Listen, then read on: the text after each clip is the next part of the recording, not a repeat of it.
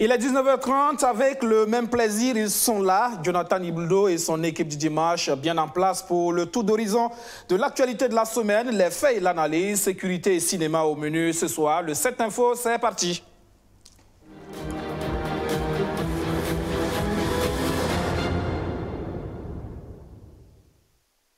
Et tout de suite, direction l'est du Burkina Faso, où les forces de défense et de sécurité mènent des opérations contre le terrorisme en ce moment. La moisson, visiblement, est bonne. Plusieurs centaines de munitions de type 12 mm et 7 mm ici exposées et aussi contenues dans ces caisses. Il y a également ces fusils de combat et surtout cette arme d'assaut, la 12-7. Un échantillon d'armement qui dénote de la capacité de nuisance des terroristes et autres bandits armés qui écument la zone de Kompienga et celle de Kabonga dans l'est du pays. Le capitaine et son équipe est tombé sur ces groupes-là et nous ont ramené une partie de l'armement et l'autre partie n'est pas arrivée d'abord. Et ce qu'on a ici, c'est des armes qui portent vraiment très loin et qui sont très nuisibles. Ces ustensiles de cuisine et engins de mobilité prouvent qu'ils y ont bien élu domicile, mais plus pour longtemps maintenant. Ils ont désormais en face d'eux les unités spéciales du 34e régiment d'infanterie commando. C'est d'ailleurs une de leurs opérations menées les 19 et 20 février dans ces deux zones criminogènes de la région, en collaboration avec les forces aériennes et terrestres, qui a permis de porter un coup fatal à ces terroristes. Le bilan de l'opération mentionne 29 terroristes neutralisés. Le 34e régiment d'infanterie commando promet de maintenir l'offensive afin de nettoyer les zones forestières de la région de l'Est de ces cellules terroristes dont les attaques étaient devenues récurrentes. Notre analyste politique, Chaka Koulibaly, avec nous. Bonsoir. Bonsoir. Voilà, on le voit sur ces images. L'offensive des FDS se poursuit avec des résultats. Ça, c'est rassurant. Oui, tout à fait. Je crois que c'est rassurant pour tous les Burkinabés d'assister, de regarder ces images-là, qui démontrent que, d'une certaine manière, des résultats sont quand même acquis. Seulement, beaucoup auraient aimé voir quand même finir toute cette histoire d'attaque qui se mène de temps en temps. Donc, si les résultats qu'on vient de voir permettent d'avancer vers la cessation totale des attaques, c'est plutôt ça qui est le gros problème, parce que la hantise aujourd'hui, c'est que comme les attaques se sont dispersées sur l'ensemble du territoire, on craint qu'on ait eu des résultats d'un côté et que de l'autre, les choses continuent à s'empirer. Donc, si les résultats sont probants et qu'on peut avancer vers la fin donc, de l'agression terroriste, ce serait tant mieux pour le Burkina et aussi félicitations pour les acteurs du combat. Est-ce que c'est là la preuve que de plus en plus nos éléments semblent désormais maîtriser le terrain? Il y a beaucoup plus d'expérience en matière de lutte contre le terrorisme, ou alors en même temps c'est aussi les équipements qui vont avec, qui permettent, on a désormais un avion. C'est peut-être cela aussi qui fait que de plus en plus on engrange des résultats. Oui, très certainement. Moi je crois que l'élément peut-être qui donne plus, qui permet d'avoir les résultats, c'est aussi la coopération avec les pays étrangers, qui permet notamment d'avoir des informations aussi précises que possible. Comme on le sait, la zone en question est contiguë au Togo d'une part et Togo-Bénin d'un côté et au Niger. Donc si les informations concordantes arrivent et permettent aux forces de défense et de sécurité d'agir plus sereinement et plus efficacement, je pense que les résultats viennent de là plus tôt. Autrement dit, on a les mêmes soldats, on a les mêmes équipements. Je ne sais pas si cela pourrait changer vraiment la donne. Mais dans cette histoire, comme on le sait, ce sont des unités, enfin, des groupes très mobiles et un petit groupe qui se déplace assez rapidement. On avait du mal jusque-là à les localiser. Donc l'information est l'arme la plus importante dans cette lutte-là. Et je pense que s'il y a des résultats, c'est très certainement dû au fait que dans ces domaines précis de l'information, du renseignement, donc, il y a aussi des évolutions. Des évolutions dans ce sens. En tout cas, de plus en plus, on a l'impression qu'on est en train de tendre vers une maîtrise de la situation. Oui. C'est vrai qu'en même temps, on constate que par rapport au rythme des attaques des terroristes, ça commence aussi à baisser d'un cran depuis ces résultats obtenus de l'autre côté. Oui. On ne peut qu'espérer, justement.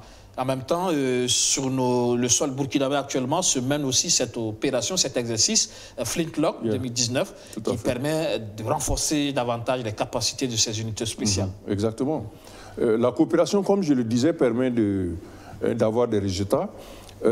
Sans le dire directement, on peut se dire que si des forces américaines se trouvent sur le territoire burkinabé à l'heure actuelle, c'est très certainement toute l'armada américaine, avec notamment les surveillances satellitaires qui vont être mises en œuvre, et ça facilite donc le repérage, le ciblage des terroristes. Donc si les Américains sont dans les parages, et je sais que à côté des Américains, il y a 35 autres nations qui sont présentes sur le terrain, la sécurité même déjà de l'opération permet donc de donner à nos forces des informations qui permettent aussi d'avoir ces résultats-là.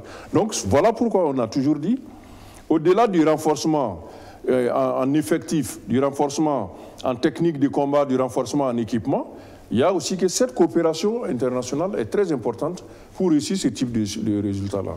Et en même temps, 2020, c'est aussi pour bientôt. C'est là la gouvernance sécuritaire, c'est cela le maillon faible de la gouvernance du président Kaboré. Je pense que quelque part, on pourrait un peu...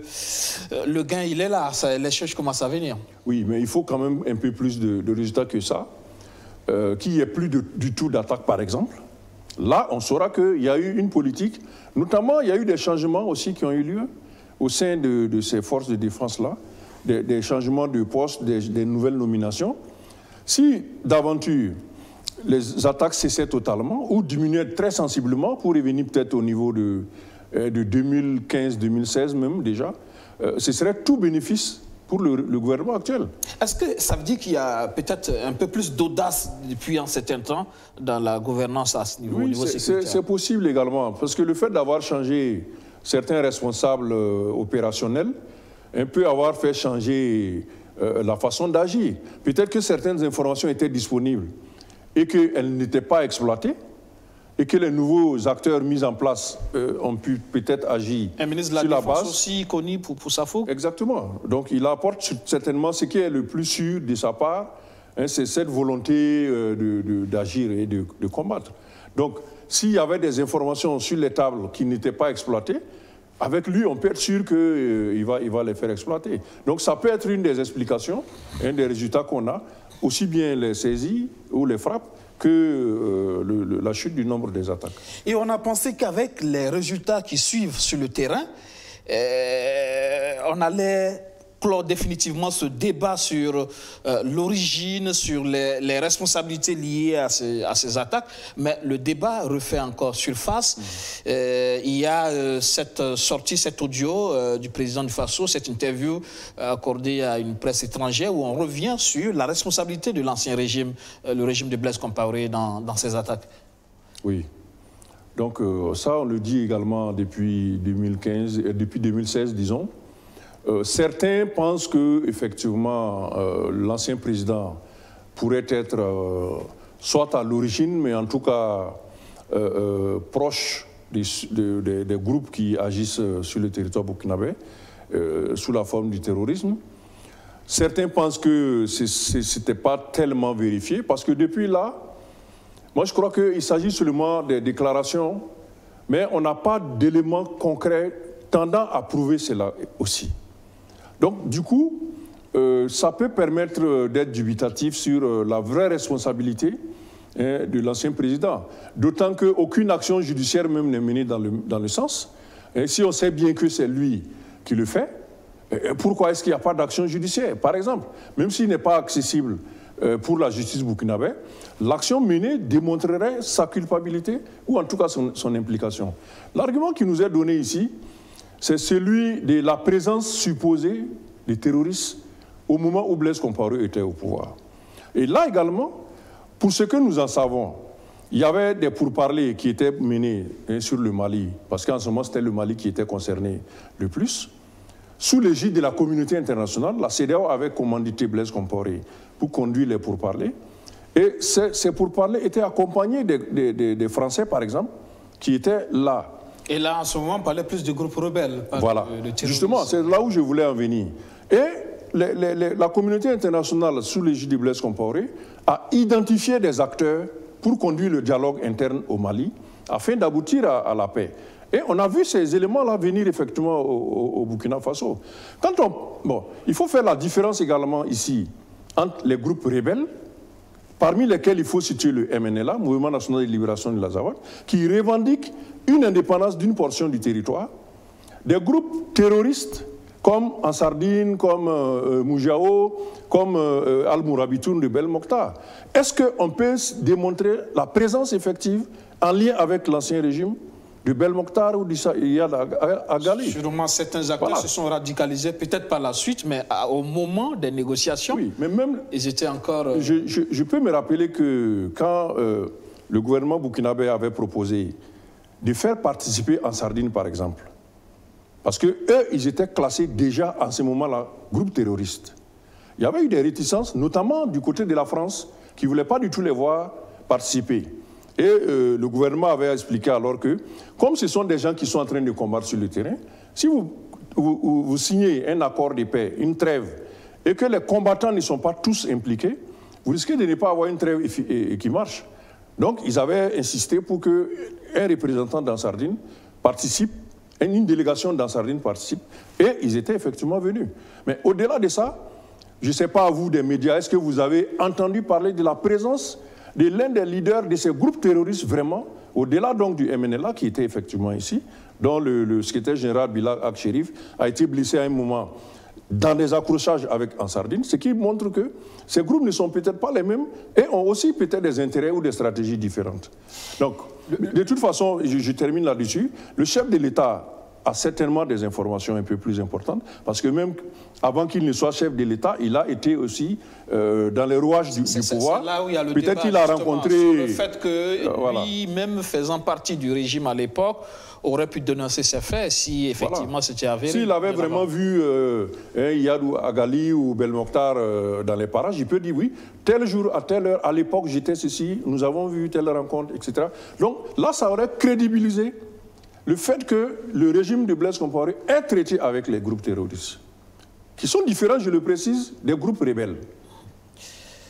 Et la question, justement, est-ce que le régime Kaboré ne ferait pas mieux, justement, que d'offrir des résultats comme ça, ce qui se fait actuellement, plutôt que d'être régulièrement dans ce discours qui tend, malheureusement, aussi à diviser les Burkinabés, alors que, comme l'a dit le Premier ministre dans sa déclaration politique générale, on a besoin, effectivement, de cette cohésion, que l'ensemble des Burkinabés se mobilisent dans le cadre de cette lutte. C'était mon avis dès le départ. Je me suis dit, même si d'aventure on arrivait à démontrer l'implication du Blaise Compaoré dans les attaques qui ont lieu actuellement, parce qu'une chose est d'avoir eu des liens avec ces terroristes entre griffes par le passé, autre chose certainement est d'être impliqué dans ce qu'ils font aujourd'hui. Bon, pour moi ce n'est pas tout à fait la même chose.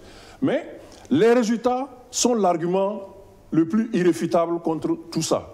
Que ce soit Blaise Compaoré, que ce soit les terroristes, le plus sûr, c'est de faire en sorte qu'il n'y ait plus d'attaques. En ce moment, le débat est clos de toute façon et ça va rester une question de point de vue entre citoyens, bon, qui vont discuter tranquillement, mais la menace ne sera plus une chose. Par contre, l'intervention du chef de l'État en Allemagne, là où c'est important à retenir, c'est que ça vient quelque peu en volte-face de ce que le Premier ministre nous a laissé entendre lors de son discours de politique générale. Le discours d'apaisement. Apparemment, il avait voulu aller dans le sens de cette réconciliation dont on parle depuis un certain temps, en reconnaissant la nécessité de la cohésion sociale pour pouvoir apaiser le climat et même jouer aussi sur la lutte antiterroriste.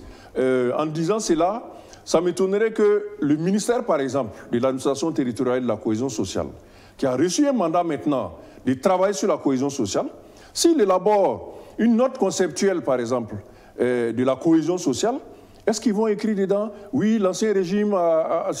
Donc, du coup, il va être difficile d'amener à bord tous les acteurs avec ce type d'analyse de diagnostic.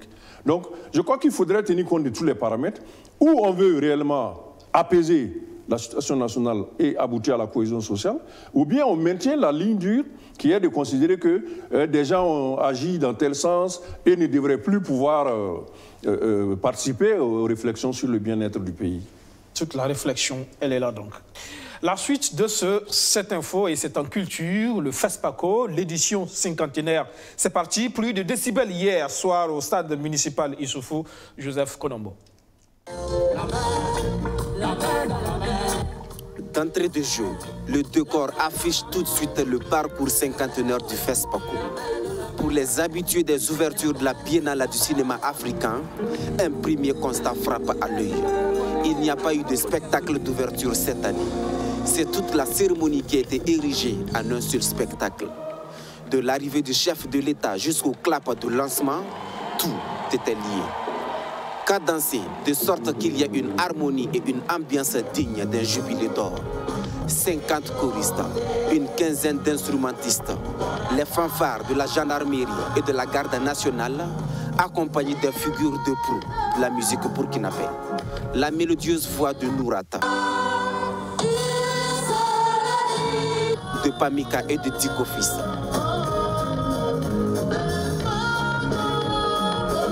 Des prestations électriques de Emilio Le Chanceux, de Roger Wango, de Issoufou Compaoré,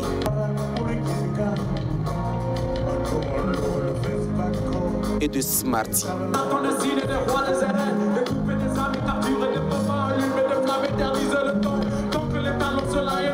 Des prestations alternées par des allocutions sans que les maîtres de cérémonie ne les annoncent. Une excellente symphonie renforcée par une touche empreinte d'originalité proposée par le Palais national du Rwanda, pays à l'honneur à cette 26e édition. Un véritable show garanti par une installation de sonorisation algérienne qui pèse à plus de 17 tonnes. Mission accomplie pour la direction artistique de l'événement. On a commencé à travailler depuis 4 mois avec Ildeve Meda, avec Alain Eman, avec une équipe dynamique. Ça a été vraiment des moments familiaux. C'est un très bon plateau. Bon, même s'il y a eu quelques couacs techniques quand même, je crois que c'était à la hauteur. Avant le début de la cérémonie, ce sont eux qui ont tenu en haleine le public qui n'a pas marchandé son déplacement.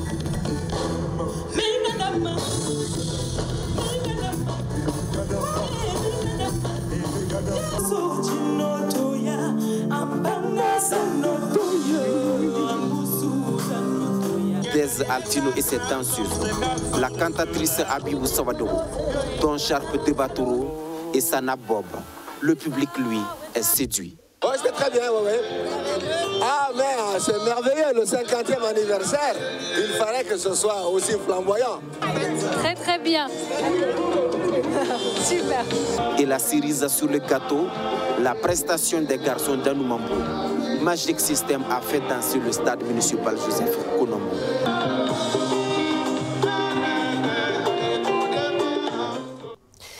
Le spectacle, mais aussi les discours de fortes charges émotionnelles.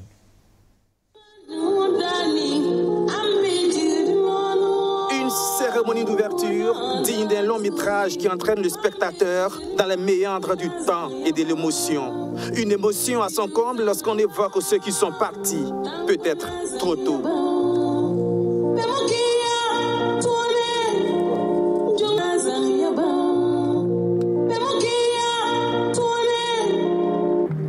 C'est la nostalgie, mais aussi la fierté quand on montre l'équipe d'organisation du tout premier FESPACO.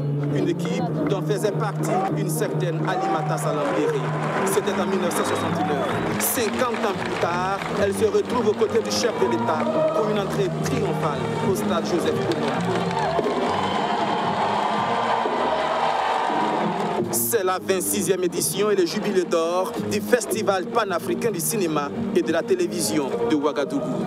Quand elle prend la parole, comme une actrice sur qui le temps n'a pas eu grand effet, elle parle du passé, du présent et de l'avenir. du FESPACO, de son financement qui sera aussi évoqué dans les discours de tous ceux qui se sont exprimés.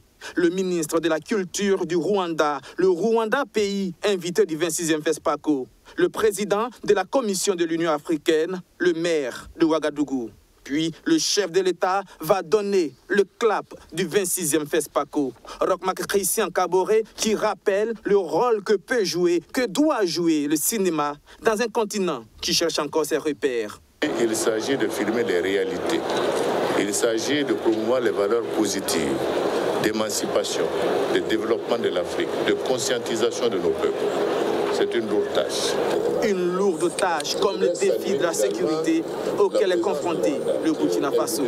Le Burkina Faso a toujours été présent à l'heure des grands rendez-vous, indépendamment du fait que nous sommes dans une situation sécuritaire difficile. Nous voulons surtout remercier tous ceux qui ont fait le déplacement de Ouagadougou parce que c'est un témoignage de la solidarité qu'ils ont avec le peuple burkinabé. L'optimisme du chef de l'État est partagé par le gouvernement. Dans un pays qui vit au rythme des attaques terroristes, ce rendez-vous de la plus grande fête du cinéma africain est peut-être l'occasion de montrer que le Burkina Faso continue de vivre. C'est le FESPACO, c'est une très belle cérémonie, une réussite parfaite. 50 ans, je pense que c'est formidable, bon va, et plein succès. C'est aussi montrer à la face du monde entier que malgré les difficultés que nous traversons sur le plan sécuritaire, c'est un pays qui est debout, c'est un peuple qui est debout et qui travaille pour son développement. Qu'il y ait encore 50 autres années et que nous puissions continuer à devenir la capitale du cinéma, là où les Africains ne doutent pas.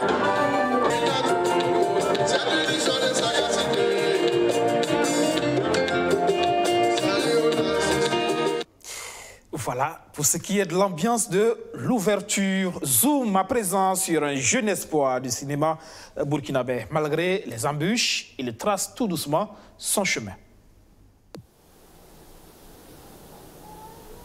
Un homme, deux pulsions, un conflit intérieur entre les démons du passé et la gloire du futur.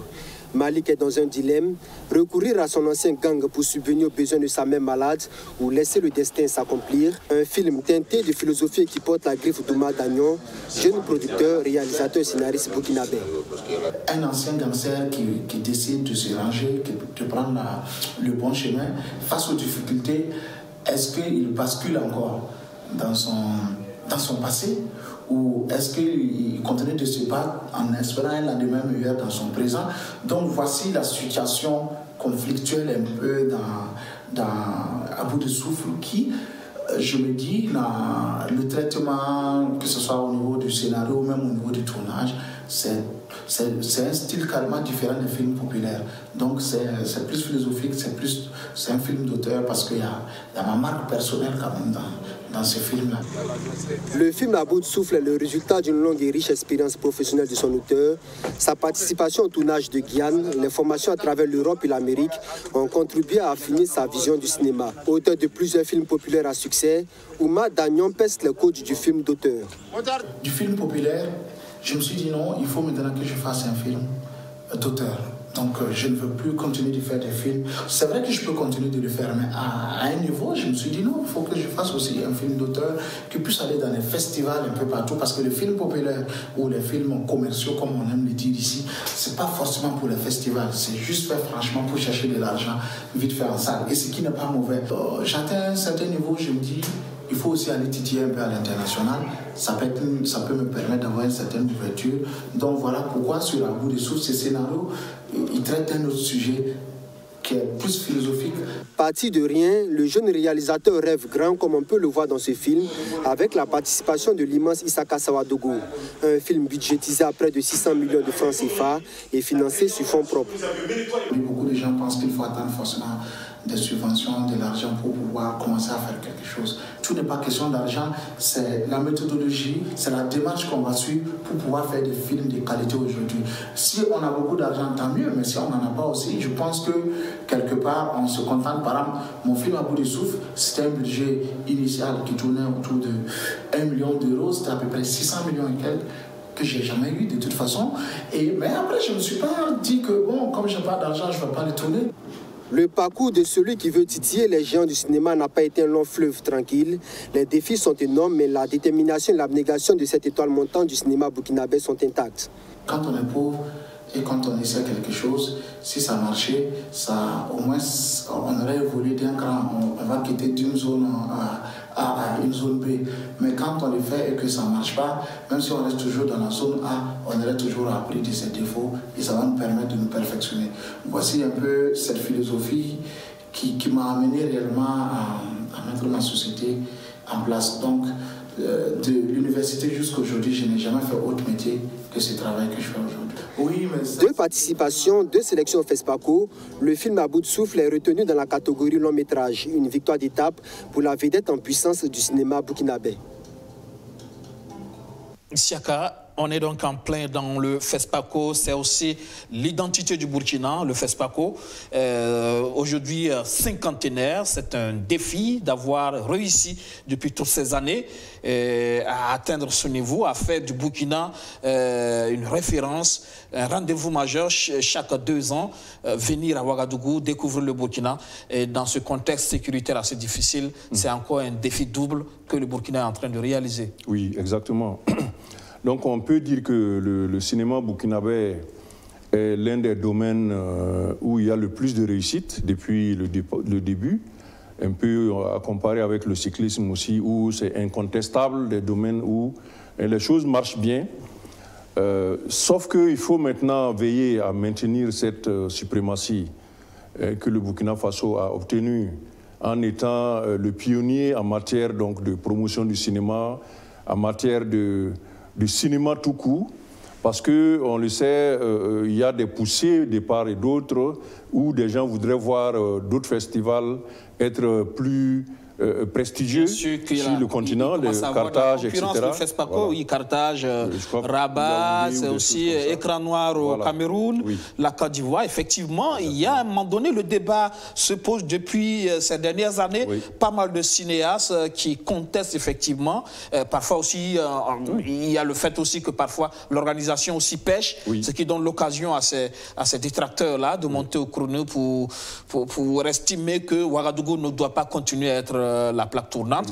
Il y a, le débat est reposé aussi sur l'organisation tournante du FESPACO. C'est vrai que le Burkina se bat malheureusement tout seul pour pouvoir faire en sorte que le FESPACO puisse continuer à rester au pays. Le financement, c'est le gros problème aujourd'hui.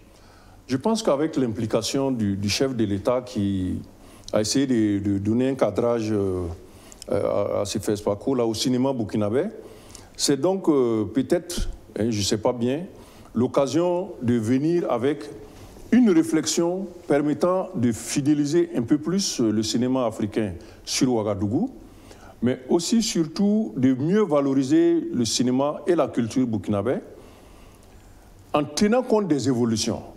Aussi bien dans la société burkinabé elle-même, c'est très certain que le public d'aujourd'hui n'est pas séduit par le même cinéma que celui de 1969. Il y a des évolutions liées à la culture, liées à la société, liées à l'histoire, liées à la politique. Donc, comment capturer ces différentes dimensions de la société burkinabé dans le cinéma, en tenant compte des évolutions, mais en tenant aussi compte du contexte international dans lequel il va falloir se battre pour faire figurer le cinéma burkinabé à bonne place. C'est vrai que des figures comme Idrissa Ouedraogo l'ont bien réussi, Gaston Kaboré, Idrissa n'est plus là, Gaston Kaboré, il est là, Abdoulaye Dawo, il est là, Dani Kouyaté, il est là, mais à côté, il y a aussi cette nouvelle génération, on vient de le voir avec Oumar Dagnon, qui tente tant bien que mal de prendre le relais, mais dans un contexte financier assez difficile. Le cinéma n'a plus le financement d'un temps. Voilà. Donc, on était très inquiets, justement, de ne pas voir des films, des grands auteurs dont vous avez parlé, des grands cinéastes burkinabés. Heureusement qu'on vient de voir celui-ci, le nouveau, le jeune, qui certainement a d'autres avec lui. Je crois qu'il y a Apolline Traoré. Et voilà. Donc, il y a une flopée de jeunes cinéastes burkinabés qu'il va falloir accompagner, mais accompagner dans tous les sens. Aussi bien dans l'accompagnement financier que dans l'accompagnement de l'orientation du cinéma qui pourrait en faire un domaine... C'est un outil de diplomatie. Exactement, diplomatie de développement, un outil politique, c'est qu'on appelle la soft power, c'est-à-dire les outils par lesquels vous influencez l'extérieur. Ça peut par exemple être le moyen de sensibiliser des partenaires dans les pays développés pour soutenir des programmes de développement, etc. Donc le cinéma a un rôle important d'accompagnement de toute la dynamique du développement, etc. Maintenant, des grandes questions étaient posées depuis le début. Est-ce qu'il faut maintenir un cinéma qui se centre sur la culture burkinabé, ou est-ce qu'il faut l'ouvrir aux thématiques qui intéressent le reste de l'Afrique déjà et du monde, de faire en sorte que le cinéma burkinabé puisse être, disons, distribué convenablement à Berlin, à Moscou ou en Chine. Donc ça aussi, c'est un autre défi qui peut se poser au cinéma burkinabé. Je ne sais pas si, à l'heure actuelle, il y a les grandes réflexions qui avaient lieu à l'époque, pendant le FESPACO. On faisait venir non seulement des cinéastes, mais également des grands auteurs, des écrivains, Wole Soyinka, Chinua Achebe à l'époque, des Américains de culture d'origine noire qui venaient et qui menaient une réflexion de fond sur l'orientation, le conditionnement, ce que pourrait faire le cinéma africain et le cinéma burkinabé. Je ne sais plus si toute cette réflexion continue à se faire. Il y a d'ailleurs un colloque voilà, donc certainement pour répondre à cette préoccupation. À ces questions, mais ça reste en tout cas une grosse problématique. Comment on fait en sorte que le cinéma soit effectivement ce vecteur, ce véhicule culturel du développement. Voilà, la diplomatie culturelle aujourd'hui, c'est une réalité. La France le réussit très bien. Oui. Les États-Unis aussi, à travers leur grosse industrie cinématographique. Oui. Mais c'est de plus en plus à côté le Nigeria qui est en train d'inventer son modèle de cinéma, d'industrie, et qui marche fort et qui contribue beaucoup au PIB, à la formation du PIB. Extrêmement. Je pense que dans le cas du Burkina, il faudrait aussi peut-être voir le rôle que pourrait jouer le cinéma dans les grandes préoccupations de l'heure. Cette question donc de rupture sociale, de cohésion nécessaire, mais aussi d'incivisme, qui pose la problématique de la relation de la génération actuelle avec la société burkinabé elle-même en termes de rôle et de responsabilité de cette jeunesse-là. Donc je crois que c'est aussi le cinéma qui peut, avec la méthode ludique et didactique en même temps, amener la jeunesse aujourd'hui à se responsabiliser, à prendre donc sa destinée en main et de faire en sorte que cette société qui va lui échoir et qui, je pense, lui a déjà échu, soit celle qu'elle veut vraiment, je parle de la jeunesse, et à travers donc les jeunes qui sont en train de faire le cinéma, que les autres jeunes puissent également participer à la réflexion, participer à la création de l'histoire du Burkina Faso, et avec des supports comme le cinéma exactement, et en répondant aux grandes questions de notre moment. Alors, quand vous prenez les grands pays, les États-Unis, mais aussi la Chine ou l'URSS, ils ont beaucoup produit sur leur histoire. Et la Deuxième Guerre mondiale, où les moments où la France ou les États-Unis ont subi des déboires dans certains domaines, on prend le cinéma pour essayer de corriger les erreurs du passé. Pourquoi est-ce que le Burkina ne pourrait pas travailler déjà sur cette question du terrorisme, si on espère que ça finit bientôt, sur cette question du terrorisme également, en termes de problèmes de société, parce qu'on peut imaginer comment des Burkinabés ont pu prendre des armes contre leur propre pays, contre leurs propres concitoyens, etc. etc. C'est des grandes questions également qui peuvent être résolues à travers le cinéma. C'est aussi ça, effectivement, le rôle du cinéma. Mais il y a la réflexion prospective à mener, mais sur les questions de l'orientation politique, des contenus, mais c'est aussi la réflexion sur les mécanismes de financement innovants, parce que là, effectivement, ça se tarit à ce niveau, les sources de financement. Les financements venant de l'Occident, l'Union européenne, l'OIF, etc., ça se fait de plus en plus rare. Je crois que une des faiblesses, à mon avis, du cinéma du FESPACO, c'est d'avoir basé toute sa stratégie sur le financement institutionnel. Le financement venu des partenaires institutionnels, l'Union européenne, les pays, la coopération, plutôt que de faire un cinéma qui s'autofinance, par exemple, en allant justement au devant des besoins et des attentes de la société burkinabé, mais aussi africaine. Un cinéma qui compte de moins en moins sur la subvention. Exactement. Si on parle du Nigeria aujourd'hui, mais c'est un business, c'est une industrie du cinéma. Exactement comme Bollywood en Inde, c'est un cinéma qui se soutient. Mais pour se soutenir, il faut répondre à des exigences de qualité, des exigences de responsabilité, de professionnalisme, etc. Des exigences du marché aussi. Du marché. À la fois dans la définition des thématiques que dans la distribution et tout ce qui accompagne le cinéma. Et là, ce n'est pas une mince affaire.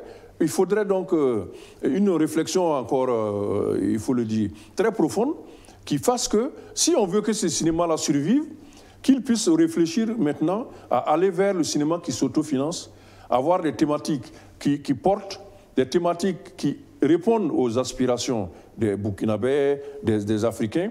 On cite toujours ces séries qui ont été réalisées ici, Commissariat des Tempi, les Bobo Diouf, qui font tabac, je vous dis, à l'extérieur, notamment dans les pays comme la RDC, la Guinée. C'est une fierté burkinabé. Dès qu'on entend que vous êtes burkinabé, nonobstant le thème pour lequel vous êtes là, on vous parle donc de ces choses. Donc ça veut dire qu'il est possible aussi d'agir dans ce sens-là et d'être beaucoup plus professionnel, de faire en sorte que le cinéma burkinabé puisse être un vecteur du développement, un vecteur de diplomatie pour le Burkina Faso.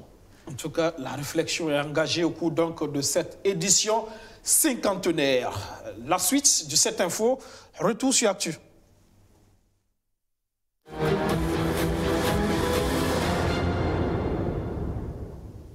L'actualité de la semaine marquée par la déclaration de politique générale du Premier ministre Christophe Dabiré. En tout cas, il a dévoilé les grands axes de sa vision pour le Burkina Faso.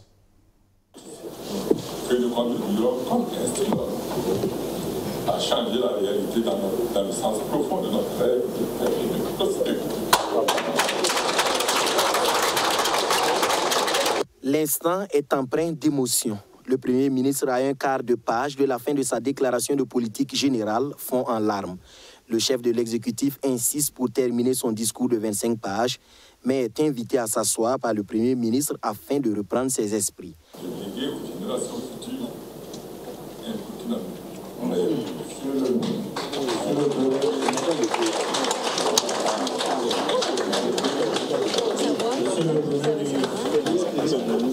nous avons le document avec nous. Je voudrais... Excellence, Monsieur le Premier ministre, je suis le maître ici. Je vous ordonne d'aller vous asseoir. Rarement à l'hémicycle, une telle scène s'est produite à la majorité, on comprend. Je pense que le Premier ministre, comme il l'a dit lui-même, et comme beaucoup d'entre nous, les députés, l'avons constaté, il s'agit plus de l'émotion, parce qu'il était non seulement à la fin de son discours, et il était sur un chapitre qui lui paraissait certainement important, puisque c'était le chapitre de la réconciliation nationale, le chapitre de la cohésion. Je pense que le Premier ministre a certainement, pendant une heure et demie, n'a pas pu retenir son émotion, et puis bon, a dû véritablement se fondre, nous donner quelques larmes. Mais je pense qu'il a communié avec la plénière de l'Assemblée. Vous avez suivi la suite, nous avons tous communié. Mais à l'opposition, on craint. L'homme est-il à la hauteur de la situation? Moi, je pense qu'effectivement, il était émotionnel. Et bon, j'ai l'impression aussi que je ne sens pas bien. Parce que peut-être qu'il a des problèmes de santé. Bon, je comprends qu'il est âgé, il a 71 ans, un peu plus, suivi de l'émotion et puis peut-être d'une détérioration peut-être de son état de santé. Et bon, c'est dommage qu'on n'a pas pu suivre le discours jusqu'à la fin. Mais bon, moi je lui souhaite meilleure santé et bon rétablissement et qu'il puisse garder ses émotions parce que la gestion du pouvoir n'est pas facile. Actuellement, il porte un fardeau et ce n'est pas au combat, par exemple, que tu vas pleurer, laisser les soldats derrière quand tu es capitaine. Donc il faut supporter et conduire les troupes. C'est ça aussi la responsabilité au sommet de l'État. Loin de se laisser abattre, Christophe Joseph-Marie Dabiré revient avec plus d'énergie et convainc les députés. Vous savez, je voudrais vous rassurer sur certains points. Premièrement, le caractère entier de ma prestation ne tient pas à mon âge.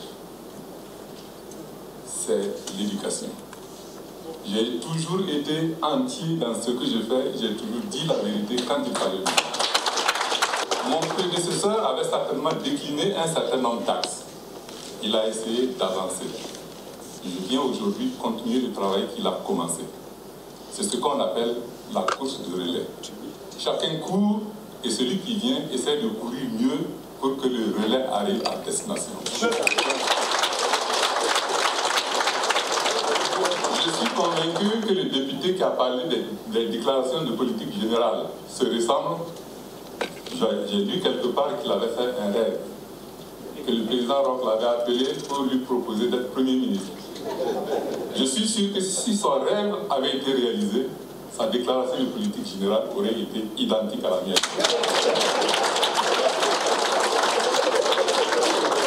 Ainsi, le Premier ministre Dabiré a respecté l'article 63 de la Constitution qui stipule que dans les 30 jours suivant sa nomination, il fait une déclaration de politique générale. Son adoption vaut investiture. Les groupes parlementaires MPP, Burkina Lim ont donné leur quitus. Les groupes CDP et PJRN se sont abstenus. Le groupe RD n'a pas donné de consigne de vote et l'UPC a voté contre, ce qui a donné 84 voix pour, 19 contre, 23 abstentions et un bulletin nul. Christophe Marie-Joseph Dabiré a carte blanche pour dérouler sa feuille de route à la tête de l'exécutif burkinabé. Lutter contre l'insécurité, le terrorisme en comptant sur tous les Burkinabés, lutter contre la mauvaise gouvernance et restaurer la cohésion sociale, ce sont là les axes majeurs autour desquels il compte mener sa mission à bon port. Voilà, c'était donc un début de semaine. Siaka, on en a parlé du fond en bas, on a analysé cette DPG. On retient justement que les bonnes intentions sont là. Reste à dérouler cette feuille de route et c'est cela, au pied du mur, qu'on attend justement le Premier ministre Dabiré pour voir véritablement s'il y aura les coups de franche pour mettre en œuvre cette vision, essentiellement basée sur cette volonté d'aller réussir cette cohésion sociale, cette réconciliation nationale pour remobiliser l'ensemble des Burkinabés autour des questions de développement et de sécurité. Oui, c'est ce qu'on a dit. Donc, l'exercice du discours de politique générale du Premier ministre a été l'occasion de voir une nouvelle approche du gouvernement sur les grandes questions du pays. Reconnaissance donc d'une situation sécuritaire très difficile, mais surtout l'évocation de la cohésion sociale, la réconciliation nationale et l'économie aussi, qui ont été les grands axes donc, du discours du Premier ministre. Et comme on l'a également dit en analysant ce discours-là, il reste maintenant au Premier ministre à imprimer ces orientations dans des politiques publiques. Donc, sur différents domaines, il va falloir maintenant élaborer des politiques entières qui tiennent compte de l'orientation qu'il a prise dans son discours de politique générale. Et après, donc, l'élaboration de ces politiques-là, il va falloir les mettre en œuvre. Et la mise en œuvre va parfois nécessiter doigté dans la politique même, maintenant, en tant qu'activité. Si on prend l'axe de la cohésion sociale, il va falloir maintenant nous proposer quel sera le format de cette cohésion sociale, quels en seraient les objectifs, quels seraient les résultats attendus, et dans quelle période de temps est-ce qu'on peut avoir espoir d'avoir une cohésion sociale au Burkina Faso. Et déjà, avant même cela, il y a ce diagnostic de la cohésion sociale qui devrait être fait, et qui va nous ramener dans tous ces débats dont on a parlé quand le chef de l'État s'est exprimé en Allemagne. Donc quand on va vouloir faire le diagnostic pour préparer la cohésion sociale en termes d'activité, je pense que là aussi ça va poser un problème pour le gouvernement de réussir à dépeindre effectivement la situation telle que la plupart des Burkinabés la voient. On peut avoir donc des divergences avec le gouvernement sur les explications de la situation où nous nous trouvons. C'est véritablement le défi. Comment il réussit à mettre cette feuille de route en adéquation, en harmonie avec les objectifs surtout de 2020. Oui, exactement. Et 2020, mais je pense que le Premier ministre de la manière dont il a présenté les choses ici, il veut aller au-delà. La question de la cohésion sociale, par exemple, elle peut être utile pour l'élection de 2020 au parti au pouvoir, comme étant un résultat, mais dans l'effectivité de la cohésion sociale, il s'agit de plus loin que 2020 quand même, parce que là, on veut éliminer les facteurs de crise qui minent le Burkina Faso et qui ont tendance aujourd'hui à rentrer en activité et à faire en sorte qu'on n'a pas la sérénité qu'il faut pour les activités de développement, etc. Donc, comment déminer un pays en sorte qu'il ait la voie sereine pour son développement futur, surtout que les problèmes commencent aujourd'hui à être de plus en plus difficiles avec la démographie et le déséquilibre jeune de la population. Comment est-ce qu'on va prévoir les équipements, prévoir la protection sociale, prévoir l'emploi, etc., etc., pour faire face aux besoins de plus en plus nombreux des jeunes qui sont en train de monter. Donc je crois que c'est cette préoccupation qu'il faut fondre dans les orientations que le Premier ministre a données ici et maintenant les traduire en politique publique, de sorte que, moi j'imagine que s'il réussit vraiment à convaincre l'essentiel des acteurs, et là il y a beaucoup à faire, il y a le parti au pouvoir qu'il va falloir convaincre, il y a l'opposition, mais il y a aussi les acteurs sociaux, la fronde sociale, et convaincre ces gens-là de prendre part à une prospective plus éloignée que les quelques mois qui sont devant nous. Donc, s'il réussit à le faire, nous allons très certainement avoir une approche, une doctrine de la cohésion sociale qui serve même après 2020. Que ce soit ce pouvoir-là, ce gouvernement qui revienne, ou que ce soit un autre, nous devons régler au moins la question de la cohésion sociale de façon définitive et de façon pérenne. Il faut toujours, voilà. Pour terminer cette info, allons à Bobo Dioulasso avec ce fait divers qui a défrayé la chronique cette semaine. Bendoukousou en colère cette semaine donc. C'est une foule en colère justement qui a saccagé une maison de passe. Dans la nuit du mercredi 20 février 2019, aux environs des 0 heures, Sadia, une jeune fille de joie qui exerce son activité dans cette maison de passe, et sa mère se séparent. Sadia rejoint ensuite son copain aux environs de 1 heure du matin.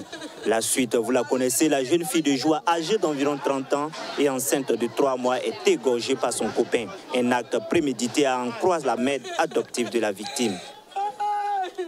Avant-hier, on était ensemble. Le gars est venu me appeler. Vers 4 heures, j'ai dit, il ne fait pas jour d'abord.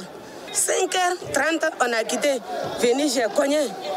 Quand il s'est levé, ma fille dit non, il ne veut plus laver le gars là. Que maman, je ne t'ai pas dit qu'il ne veut pas laver le gars là. J'ai dit, oh, Sawari, un homme.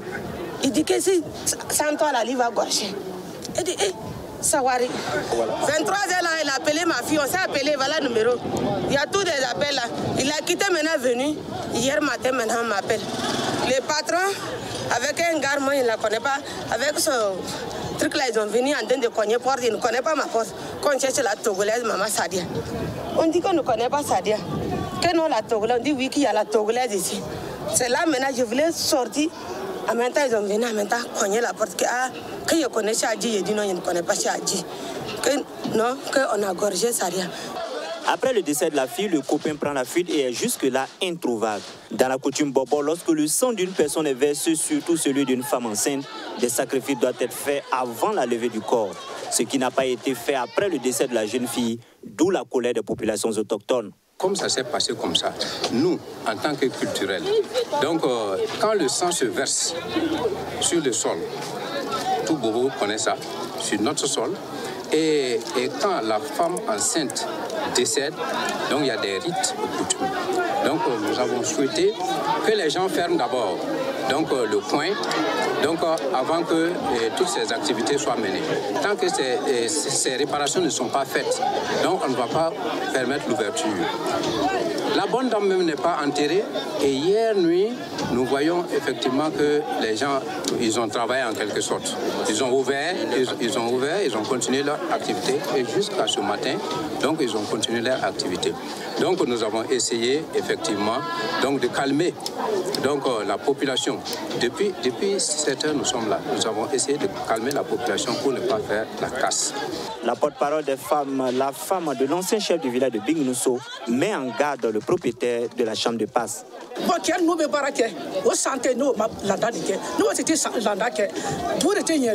Nos hommes sont déjà sortis pour détruire les lieux, mais les propriétaires sont venus de construire pour reprendre ce travail. Ce lieu est réservé pour nos coutumes, donc nous leur demandons de quitter immédiatement pour nous permettre de reprendre nos coutumes.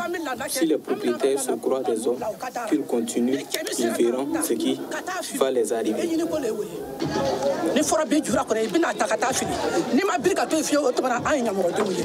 Au moment où nous quittions les lieux, les véhicules des sapeurs-pompiers tentaient de pénétrer le couloir qui mène à la maison de passe pour éteindre le feu sous la supervision et le regard de la police qui tentait de calmer les manifestants.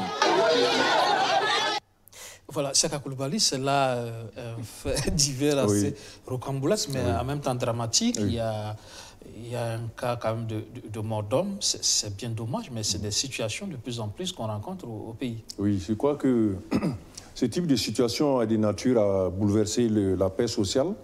Et il faudrait peut-être investiguer ici pour découvrir en quoi a consisté les conditions donc, de ces drames-là.